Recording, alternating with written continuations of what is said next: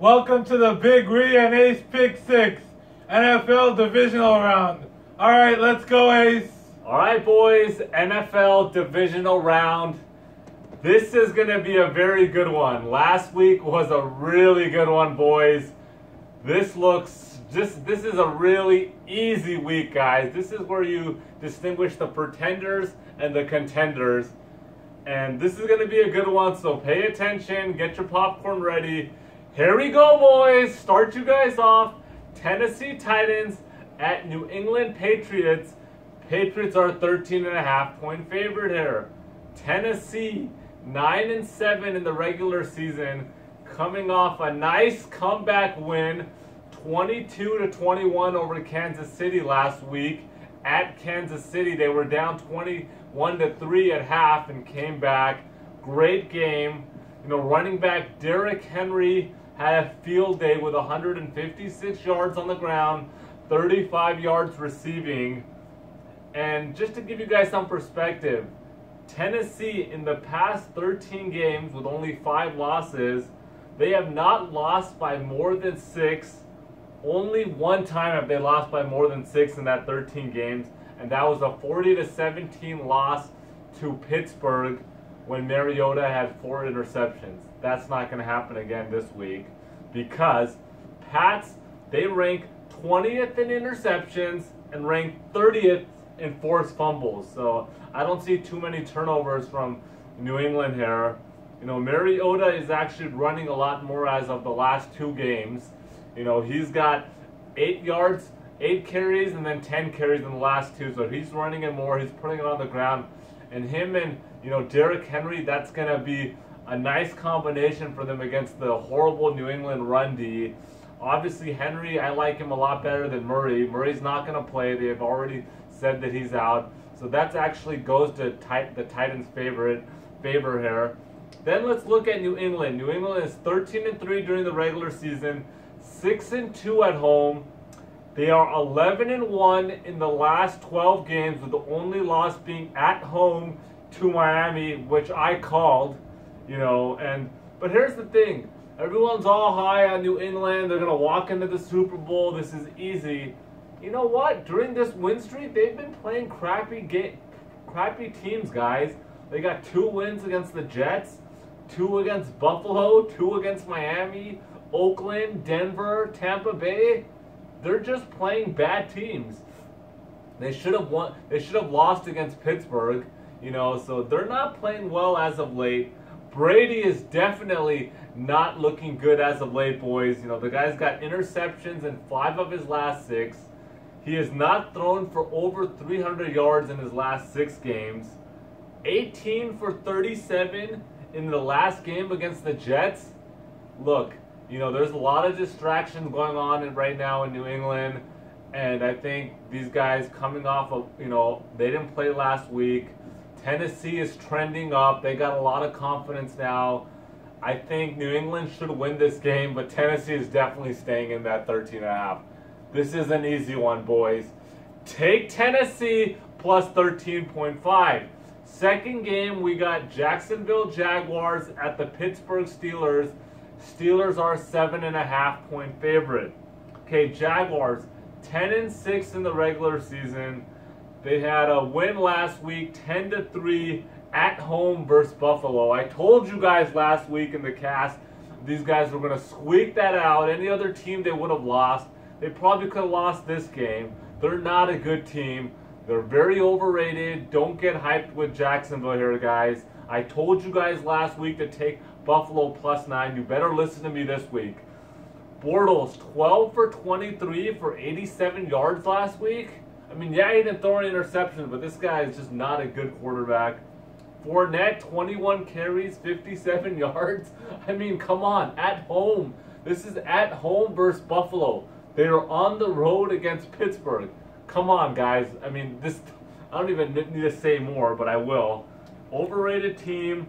Le'Veon Bell is going to have a field day against this 21-ranked rush D. A field day here. And then let's go to Pittsburgh. 13-3 during the regular season. 6-2 at home.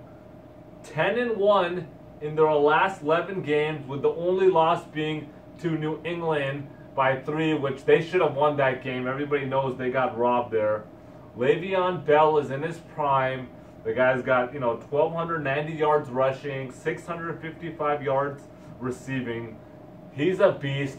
He's going to tear Jacksonville a new one.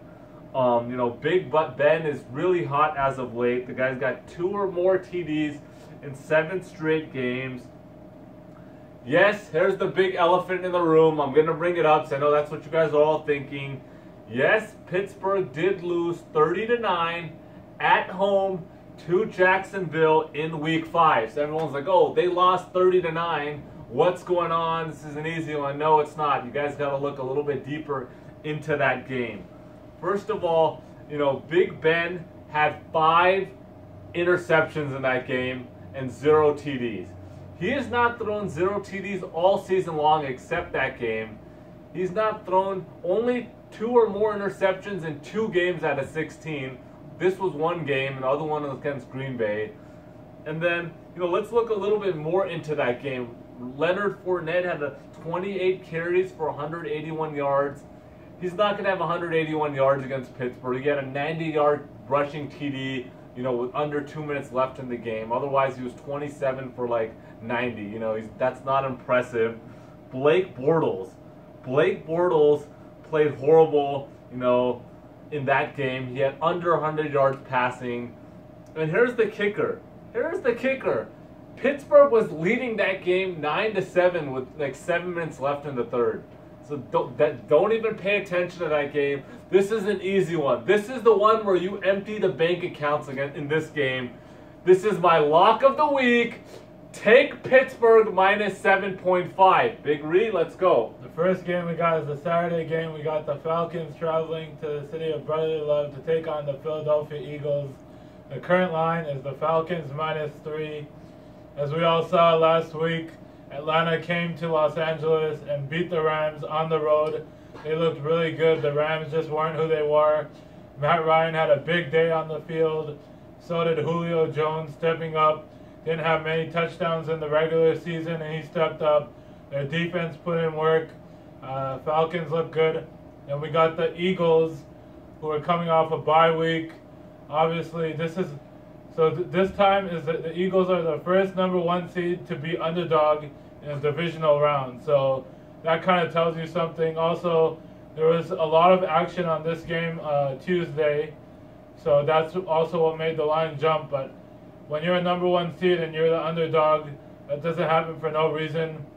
Losing Carson Wentz is obviously the big deal breaker here. So that's going to be a difference. So unless Nick Foles comes out and plays like Aaron Rodgers or Tom Brady, no way in hell are the Eagles winning this game.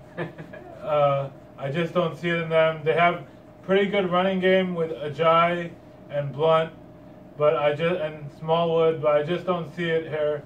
Everyone's different in the game. I mean, they have 2 good receivers with Jeffries and Nelson Aguilar, but I'm not seeing it here. The only edge they have is the rush D. So the one X factor will be the Falcons O-line against the Eagles D-line. Another X factor will be Alshon Jeffrey.